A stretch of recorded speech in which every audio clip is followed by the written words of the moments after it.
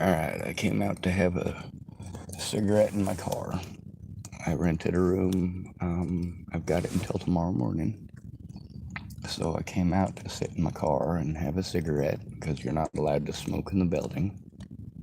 And obviously it is. So, yeah, I'm in my car to smoke a cigarette. So the guy comes up and he tells me, sir, you have to leave. You can't park here. This is a private parking lot. So I let him know I was renting a room here. And I am. So I showed him my key and all that. He was apologetic, said he was sorry.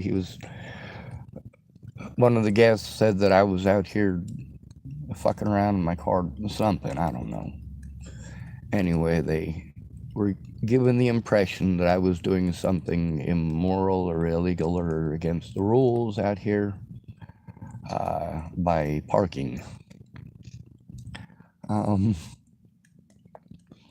So the guy comes out, he's in a t-shirt, and they make him come out here in this shit to tell me I gotta move my car. Like, man, that sucks. I get that I'm not pretty. I get that my vehicle isn't pretty. But I'm also not breaking any rules. There's a reason that I give them my driver's license and my license plate number and all of that, so that they have it, so that they don't have my car towed, because it's just my house. It's not pretty. I understand it's not pretty. So, of course, it's not illegal for me to rent a room here. It's not illegal for me to smoke a cigarette in my car. It's not against the rules for me to smoke a cigarette in my car. And now that he knows that I am renting a room here, he's fine with it. Went back to his business and all that. Some people are just assholes. They want to complain about every goddamn thing.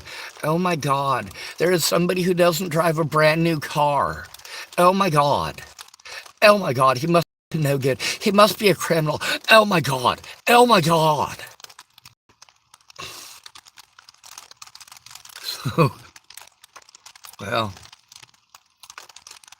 at least I had my room key.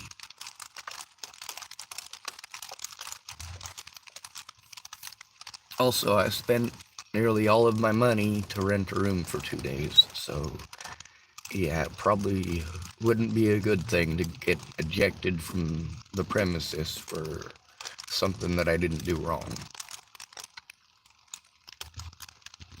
Because somebody was, offended by how my car looks? Maybe they walked up real super close to my car and got to hear me listening to a video about Spinosaurus. Yes, I'm an uber nerd. I like dinosaurs. Woot woot. Anyway, I'm gonna go find out the gentleman's name, and I do feel like apologizing to him. It's not his fault people are douchebags. And having to come out in the rain, that's not cool.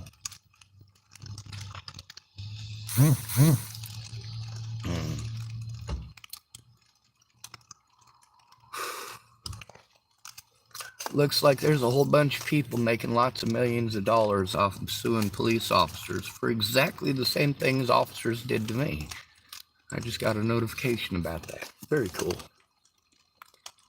The lady that I spoke with last night, we spoke for 3 hours and 17 minutes, I want to say. It was a super long phone call. And at the very beginning, she was doing the same thing as many people do. She's got assumptions and wants to talk. That's fine. We were able to get it figured out, and she was able to listen, at least with far better intent than anybody else did. She hasn't been able to look at a lot of the evidence. I don't know when she'll be able to make the phone calls with me that need to be made, but there's a lot of places that need to be called all at once, basically. And then once they've been called and things have gotten started in motion, then it's basically a bunch of hurry up and wait stuff, which this is the fourth time in 2 days that I was asked to move on from somewhere where I wasn't doing anything wrong. You notice I don't break everything in the store. I don't go driving my car through the front office or going in with a shotgun or a minigun or a fucking Terminator, whatever goddamn fantasy you guys think I'm gonna do. No, it ain't me. Anyway, the lady isn't real familiar with autism, but has relatives that are autistic and is trying to learn a little bit about that. Also, she understands I'm not retarded. I think that's really something that she's starting to understand.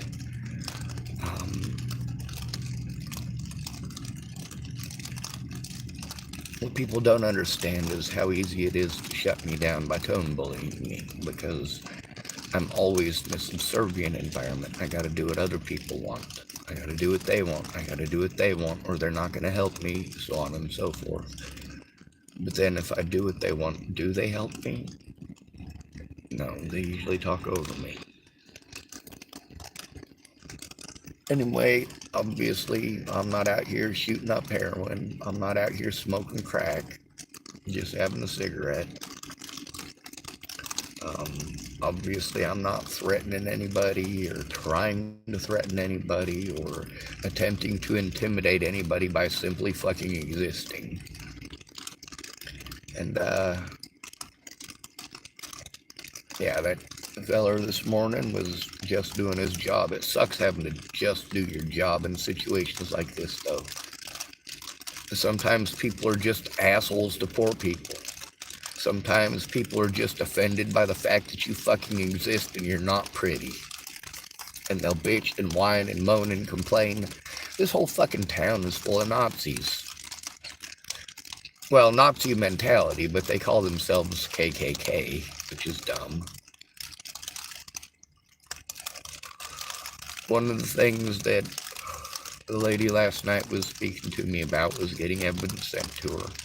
The whole making another account thing, bad idea. Very bad idea. Unless you're actually going to make the calls with me and explain that you made it, it's always going to be a bad idea. It allows my predators to pretend that I'm doing horrible things. Pretend. Oh, Sean made another account to harass people. No. That's the thing Shannon Alvarado didn't want to understand either. If you're going to literally just talk over me to tell me to make another account, why don't we take a look at the evidence instead of starting over again?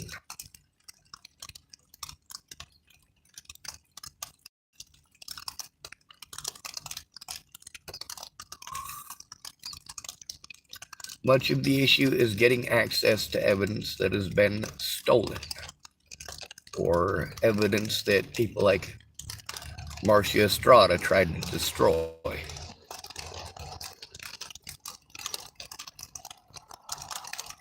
Now, one thing that people keep telling me, oh, that's illegal, is police officers telling the hospitals that I'm schizophrenic or delusional.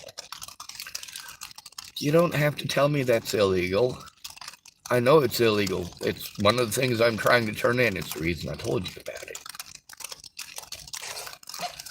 Now, that lady last night, well, I had a 2-hour conversation at one point in time with another lady recently who I'd asked to go away.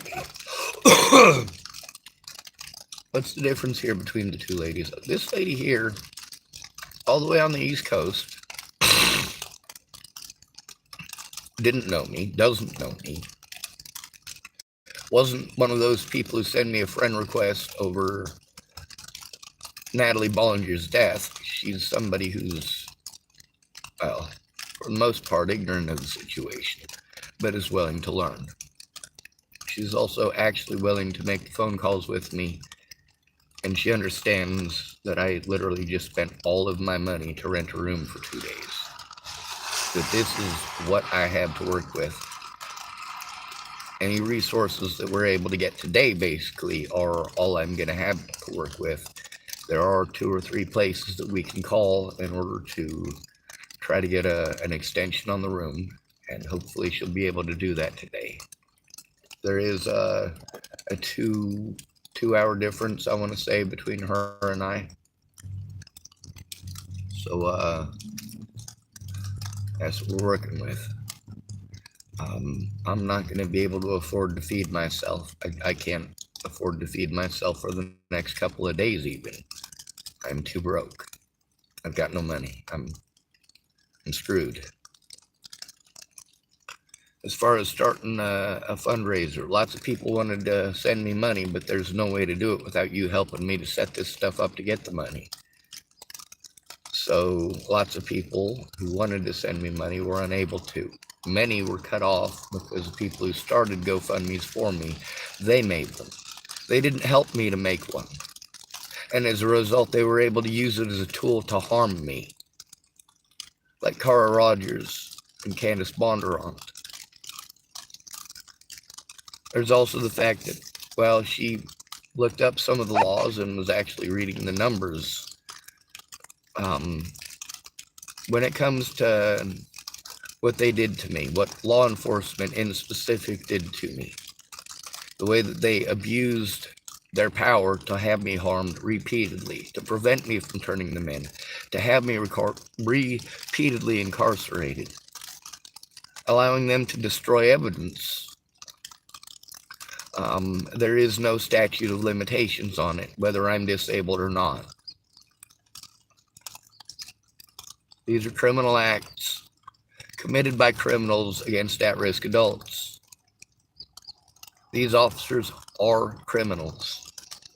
The fact that I was repeatedly, and there is so much evidence of it, the fact that I was repeatedly, and still am, repeatedly victimized as retaliation for turning in officers, this is not okay. So the lady I spoke with last night, hopefully she understands the safety issues. My rights are not observed. These are horrible things that have done in a horrible way. And, well, how am I supposed to get this stuff done when no matter where I go, I'm told I need to move on to somewhere else?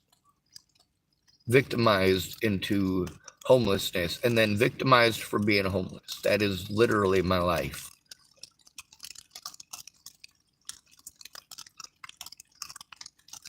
Obviously, I'm not trying to harm anyone. Obviously, I'm not threatening to harm anyone. Obviously, I am not screaming at the top of my lungs about harming anyone.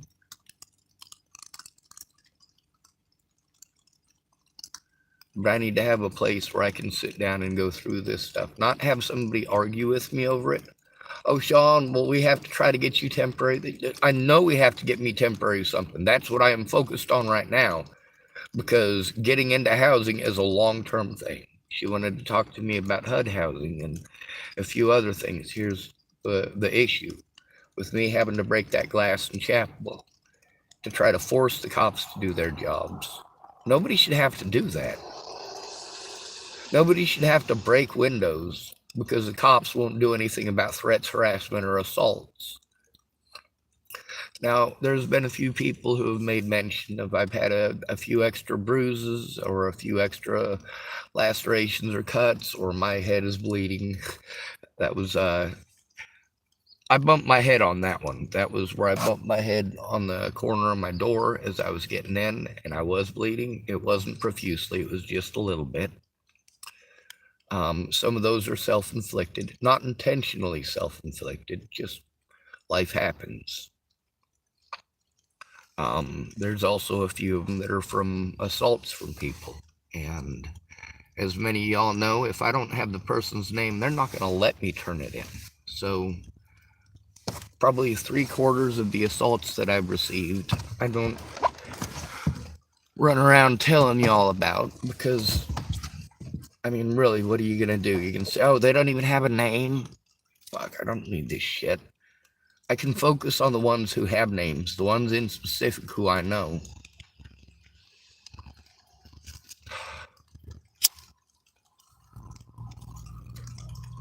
The situation with Chris Kurth, I know Chris Kurth's name. The situation with Sandy Fromm, I know Sandy Fromm's name. Those ones are pretty easy. Robert Franklin Warnick, I know his name. That one's pretty easy. These are the ones whose names I know and the police won't do anything. And then Joshua Rayborn and his assault against me. I know his name and they still wouldn't do anything.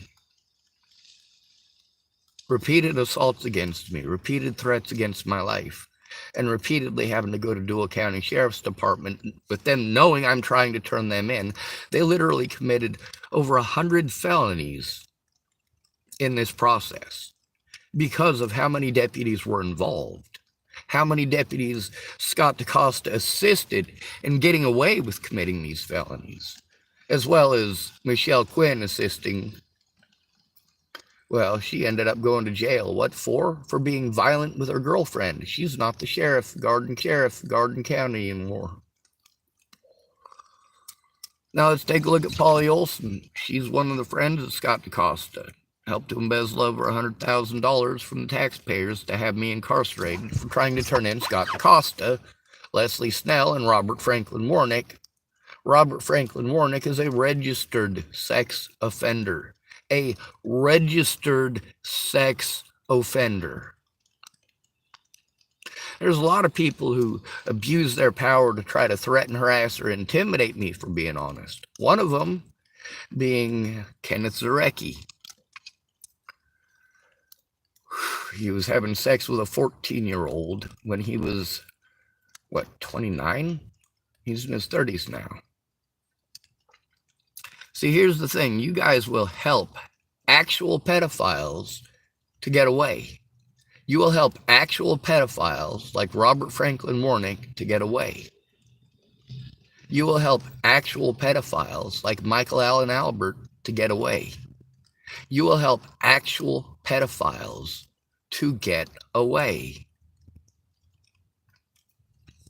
And then you think we gonna be friends. No. I saw right through your bullshit from the start. Hey, notice I lit me up another cigarette. Well, half of one. You notice the man hasn't come out here to harass me. He concluded his business. He spoke to me like I was a person. At first, he was kicking me out of the parking lot. Assumed that I was just staying here overnight. And I don't know. I know that somebody was offended. Oh God, somebody was offended by poverty in America. Oh my God, oh my God. Oh my God, there's an impoverished person in the parking lot. We have to get rid of them. Oh my God, they're up to no good. He has a kayak on his car. Just stupidity. Anyway, the issue is resolved. And ain't nobody hurt, ain't nobody dead. There's probably two people that are slightly annoyed, myself and the guy who had to come out here in the rain to fucking harass me for some asshole who doesn't like poverty. Woohoo. Anyway, I'm gonna get back to watching a video about dinosaurs. It helps for me to try to settle my brain a bit. For me, every time I have to try to go through this to try to explain people what's going on, and I have to start over from the very beginning, it is very stressful for me, especially when I have people like Stephanie Larkin, who is just up to no good. This stuff is not okay. But at least I don't just go running around talking shit. When it come to my little brother and his molestation of his own daughter, that would be Michael Allen Albert. Well, I got to hear it from no less than 4 individuals, including recording it with at least 3 of them. But what happened? My mom helped him to get away.